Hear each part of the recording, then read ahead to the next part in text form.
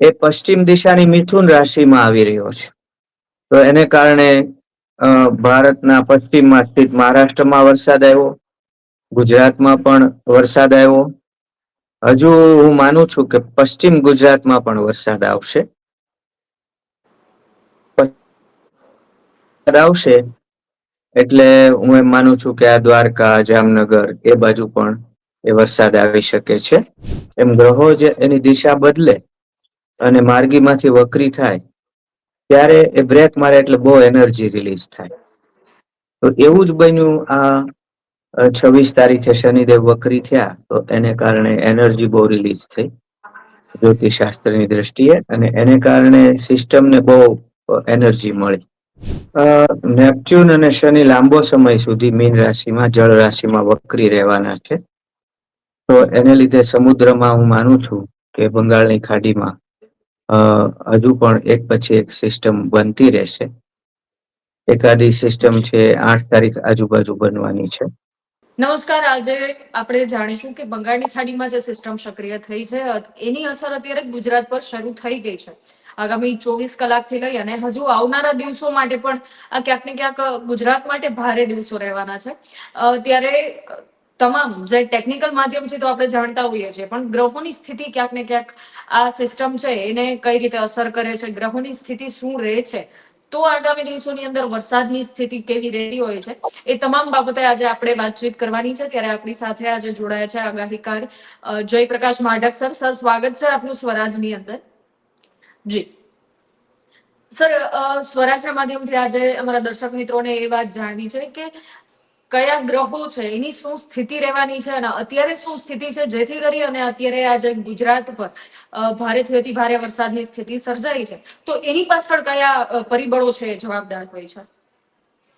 જી બેન, એમાં એવું છે કે અલનીનો ની સ્થિતિ હોવા છતાં બંગાળની ખાડી બહુ સક્રિય થઈ ગઈ છે અને એમાં એક મજબૂત સિસ્ટમ ઉદ્ભવીને આપણી તરફ આવી છે.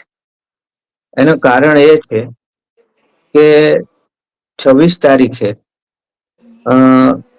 મીન રાશિમાં શનિદેવ વક્રી થયા. મીન રાશિ એ જળ રાશિ છે, એટલે સમુદ્ર જ ગણી લ્યો ને. અને આ મીન રાશિ છે એની દિશા જ્યોતિષ પ્રમાણે ઉત્તર દિશા ગણાય છે. એટલે બંગાળની ખાડીની ઉત્તર દિશામાં આ એક સિસ્ટમ તૈયાર થઈ. 25 સાયક્લોનિક સર્ક્યુલેશન હતું, એમાંથી આ લો પ્રેશર થઈ ગયું 26 તારીખે ઝડપથી એ ડિપ્રેશન, ડીપ ડિપ્રેશનમાં ફેરવાઈ ગયું અને ત્યાંથી માંડ્યો આગળ વધવા. હવે પશ્ચિમ દિશામાં કેમ આગળ વધ્યું? તો એનું કારણ એ છે કે શનિ છે એની દિશા જ્યોતિષ શાસ્ત્ર પ્રમાણે પશ્ચિમ કહેવાય છે, એટલે પશ્ચિમ તરફ આગળ વધ્યું. ઓરિસ્સા વગેરેમાં વરસાદ આપ્યો, છત્તીસગઢમાં, ઝારખંડમાં વરસાદ આપ્યો, મધ્યપ્રદેશમાં વરસાદ આપ્યો અને મહારાષ્ટ્રમાં પણ વરસાદ આપ્યો અને ગુજરાતની એકદમ નજીક આવી ગઈ. હવે હાલમાં દક્ષિણ ગુજરાતમાં જોરદાર વરસાદ ચાલુ હશે, ચાલુ છે એવું લાગે છે. એનું કારણ છે કે મંગળ પણ આ અરસામાં શુક્ર પણ આ અરસામાં મેષ રાશિમાં જે પરિવર્તન કરીને આવવાનો છે. કન્યા રાશિમાં શુક્ર આવવાનો છે. અને કન્યા છે દક્ષિણ બળી રાશિ છે. તો દક્ષિણ દિશાની રાશિમાં શુક્ર નું આવવું અને એને કારણે દક્ષિણ ગુજરાતમાં ભારે વરસાદ. અને બીજી વાત કે મંગળ છે એ પશ્ચિમ દિશાની મિથુન રાશિમાં આવી રહ્યો છે. તો એને કારણે ભારતના પશ્ચિમમાં સ્થિત મહારાષ્ટ્રમાં વરસાદ આવ્યો, ગુજરાતમાં પણ વરસાદ આવ્યો. હજુ હું માનું છું કે પશ્ચિમ ગુજરાતમાં પણ વરસાદ આવશે. આવશે એટલે હું એમ માનું છું કે આ દ્વારકા, જામનગર એ બાજુ પણ એ વરસાદ આવી શકે છે. આ જે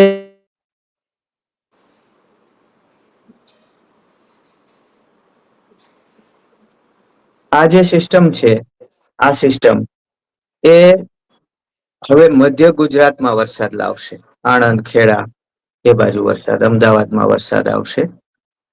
અત્યારે મધ્યપ્રદેશ ની સરહદે જે આપણા વિસ્તારો છે ત્યાં પણ જોરદાર વરસાદ પડી રહ્યો છે. હમ. હવે એ મધ્યપ્રદેશ ને લાગુ જે વિસ્તારો છે એમાં પણ જોરદાર વરસાદ પડી રહ્યો છે. દક્ષિણ ગુજરાતમાં પણ પડી રહ્યો છે. મધ્ય ગુજરાતમાં પણ હવે આવવાની તૈયારી છે અથવા શરૂ થઈ ગયો હશે. અને પછી ઉત્તર ગુજરાતમાં પણ વરસાદ આવશે જોરદાર. આ જે વરસાદ છે એ આવતીકાલે ચરમસીમા ઉપર પહોંચશે. અને આ વરસાદનું જોર ત્રીજી ચોથી તારીખ સુધી ચાલુ રહેશે.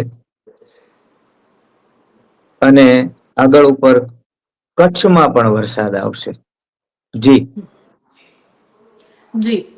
સર, અત્યાર સુધીની આપણે વાત કરી, પણ આગામી દિવસો એટલે કે ઓગસ્ટ મહિનાની અંદર શું સ્થિતિ રહેવાની છે વરસાદને લઈને?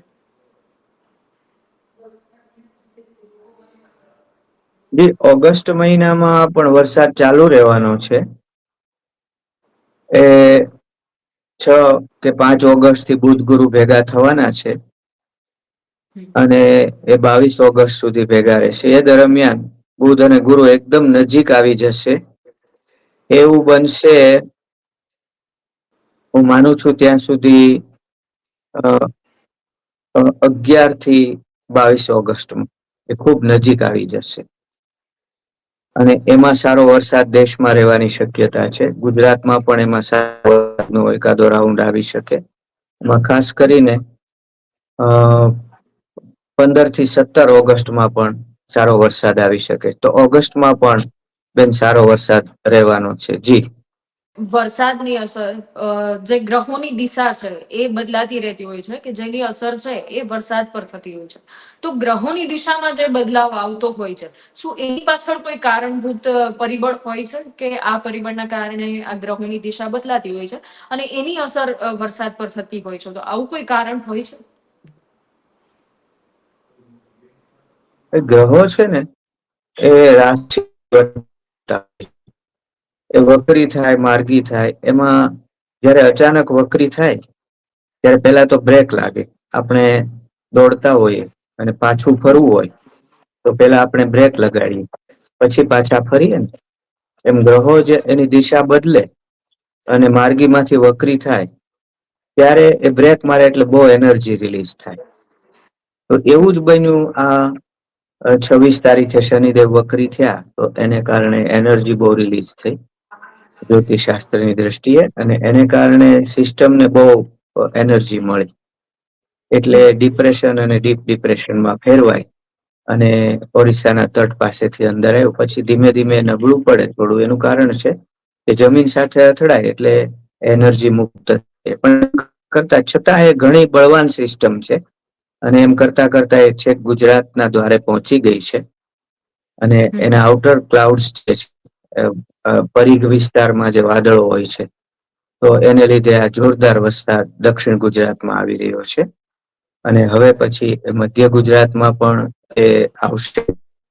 પછી ઉત્તર ગુજરાતમાં એ આવશે. અને આવતીકાલ આ રેનફોલ એક્ટિવિટી બહુ તીવ્ર થવા અને એને કારણે ભારે વરસાદ, અતિ ભારે વરસાદ જોવા મળશે. અને ગુજરાતની અંદર 3 ઓગસ્ટ સુધીમાં કે 4 ઓગસ્ટ સુધીમાં યલો એલર્ટ, ઓરેન્જ એલર્ટ અને રેડ એલર્ટમાં જે વરસાદો થાય એવા વરસાદો જોવા મળશે. અને ક્યાંક તો એનાથી પણ વધારે એટલે કે થઈ શકે. અને જ્યાં ઓછો થવાનો છે ત્યાં ક્યાંક 3 ઇંચ, 4 ઇંચ કે 7-8 ઇંચ પણ વરસાદ થાય. આ દિશાની અંદર આપણું રાજ્ય અત્યારે આ સ્થિતિમાં છે. જી બંસીબેન. જી. સર, એ સિવાય હવે એક છેલ્લો સવાલ, કે જે ગ્રહોની દિશા બદલાતી રહે છે એનાથી વરસાદની સ્થિતિ પણ બદલાતી રહેતી હોય છે. તો અત્યારે જે પ્રમાણે ગ્રહોની દિશા છે એ પ્રમાણે ગુજરાતમાં વરસાદની સ્થિતિ છે એ ક્યાંક ને ક્યાંક ગુજરાત માટે ભારે વરસાદની સ્થિતિ છે.